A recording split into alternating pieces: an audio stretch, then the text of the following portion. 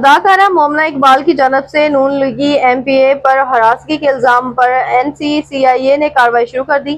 اداکارہ مومنہ اقبال کی جانب سے نون لیگی ایم پی اے پر ہراسگی کے الزام پر این سی سی آئی نے کارروائی شروع کر دی ہے۔ اے آر وائی نیوز کے مطابق این سی سی آئی کی جانب سے اداکارہ مومنہ اقبال کی جانب سے دی جانے والی درخواست پر قانونی کارروائی شروع کی ہے۔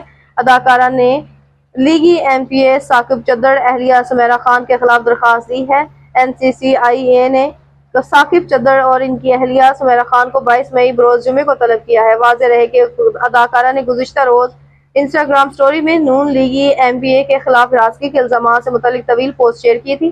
مومنہ اقبال نے انسٹاگرام سٹوری میں لکھا تھا کہ مجھے ایک عرصے سے بااثر شخص کی جانب سے آن لائن ہراسانی، سائبر بلنگ، ذہنی اذیت اور جان سے مارنے کی دھمکیوں کا سامنا ہے۔